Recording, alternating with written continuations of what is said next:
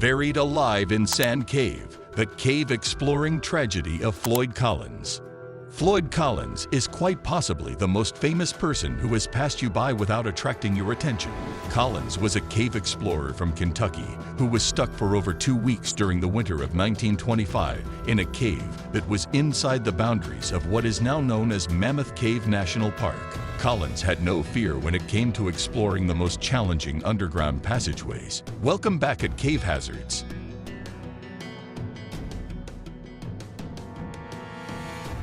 William Floyd Collins was an American cave explorer who worked primarily in a region of Kentucky that is home to hundreds of miles of interconnected caves. These caves are a part of Mammoth National Park, which is the longest known cave system in the world. William Floyd Collins was born on July 20, 1887, and died around February 13, 1925. During the early part of the 20th century, a period that came to be known as the Kentucky Cave Wars, cave explorers and owners engaged in a cutthroat competition to exploit the bounty of caves for commercial profit from tourists who paid to see the caves. This competition was known as the Kentucky Cave Wars. Great Crystal Cave, located in the Flint Ridge Cave System, was found and exploited by Collins in 1917 and 1918. However, the cave was in a distant location, and there were not many tourists. Collins had the goal of finding another cave that he could expose to the public that was located closer to the main roadways, and he reached an agreement with a neighbor to open up Sand Cave, a small cave that was located on the neighbor's property. Collins became entrapped in a confined crawl space 55 feet, 17 meters, below Earth on January 30, 1925, while laboring to expand a small entrance in Sand Cave. The mission to save him became a media phenomenon on a national scale and was one of the first major news items that were reported utilizing the innovative technology of broadcast radio. After 4 days, during which time rescuers were able to get water and food to Collins, a rock collapse in the cave closed the entrance channel, leaving him stranded for more than 2 weeks, except for voice contact. Well, if you like this story so far, please don't forget to subscribe to our channel. Now let's keep going. During this time, rescuers were able to provide Collins with water and food.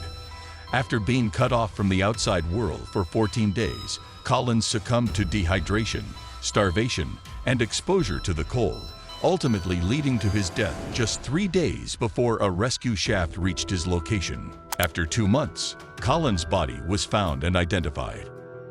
Collins was a relatively unknown figure during his lifetime, but due to the notoriety that has been brought upon him since his passing, his tombstone now bears the inscription, "Greatest Cave Explorer Ever Known." Crystal Cave, owned and operated by Floyd Collins. Let's see. Floyd Collins was born William Floyd Collins on June 20, 1887, in Logan County, Kentucky, to parents Lee Collins and Martha Jane Burnett. Floyd Collins is best known as Floyd Collins. Floyd's interest in cavern exploration began at a young age and has continued throughout his life. This hobby led to the discovery of Crystal Cave in 1917, which was located beneath the fields owned by his father. Floyd turned the cave into a tourist attraction by embellishing it with one-of-a-kind helictite and gypsum cave formations. During Floyd's lifetime, cave tourism was a rich industry that also featured a great deal of cutthroat competition. This period became known as the Cave Wars as a result of hostile and very suspicious behaviors carried out between competing cave owners. Because of its distant location along Flint Ridge Road, Great Crystal Cave generated very little to no revenue for its owners. Crystal Cave was located close to many other display caves that provided equally alluring views. Nonetheless, visitors to the area rarely made the effort to travel to Crystal Cave. Cave in the Sand.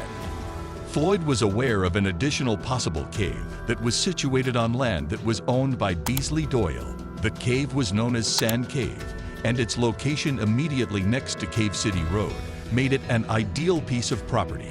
Before proceeding on to the other display caverns, like Mammoth Cave, travelers would simply pass by Sand Cave on their way there. Floyd and Beasley Doyle agreed with the two of them to explore Sand Cave and split the money equally if the cave turned out to be suitable for the exhibition. Floyd entered Sand Cave for the first time on January 30, 1925, armed with little more than a single kerosene light. He quickly discovered that the cave presented many problems. He found himself having to squeeze through narrow corridors, and at one point, the passageway was so narrow that he had to crawl through it on his stomach, with one arm spread out in front of him, pushing his lantern, and the other arm at his side. On the other side of this crawl, the cave started to open up, but all of a sudden his lantern started to flicker. Floyd was aware of the danger of becoming completely dark inside of a cave. Therefore, he started his voyage out of the cave with reluctance. As he made his way back through the narrow crawl space, the boulder that stuck his ankle in place weighed 27 pounds and was released by his foot. In his precarious position, no matter how hard he tried, he was unable to extricate his foot. He was helpless as he was restrained by a stone straitjacket. Floyd's terrifying ordeal in Sand Cave began at this point. The attempts made to save people. After it was determined that Floyd was still deep within the cave, rescue workers began their laborious search for him.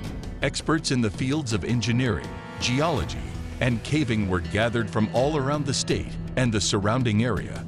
After other, more traditional approaches were unsuccessful in locating him, the miners started excavating a shaft. Rescue workers put in long shifts throughout the day and night in the hopes of figuring out how to free Floyd from the sand cave he was trapped in.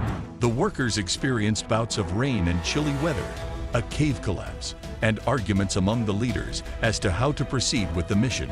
The rescue operations lasted for 17 days, during which time numerous strategies were tried to save Floyd. However, none of them were successful. Sand Cave is the center of attention. During the efforts to save the hostages, the narrative grew to be too large for Cave City. At the entrance of Sand Cave, a carnival atmosphere developed as more and more people began to arrive from all regions of the country. Many merchants set up shops nearby to offer a selection of eats, drinks, and mementos. Following the arrival of thousands of tourists, the state was forced to send in security forces to maintain order in Cave City. As the news of Floyd Collins' capture became a national story, journalists from all across the country began to arrive. William Burke Miller was the most renowned of these reporters. He was given the nickname Skeets because he was not much bigger than a mosquito. Skeets Miller undertook a series of perilous journeys inside Sand Cave to conduct interviews with Floyd, conversations that would ultimately lead to him being awarded the Pulitzer Prize. A terrible conclusion. Floyd was finally found by rescuers via a vertical shaft that was 55 feet tall on the 18th day after he became trapped, but it was too late for him to be saved. It was determined that Floyd Collins had died as a result of exposure, and Sand Cave was closed off, with Floyd's body still within.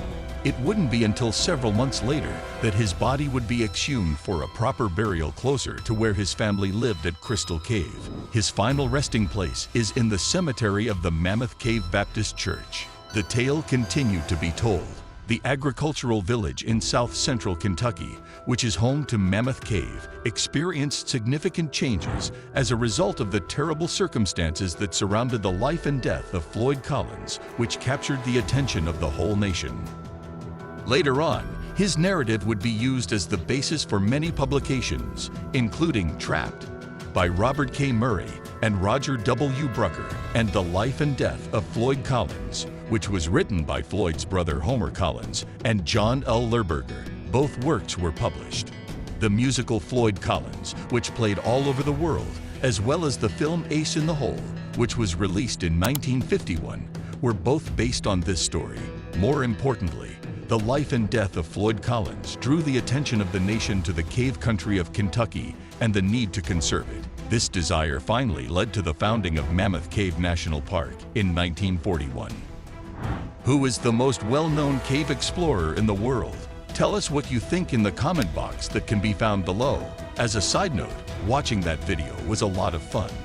If you enjoyed watching this video and would like to see more incredible content like it, please subscribe to our channel so that we can continue to produce videos like this in the future.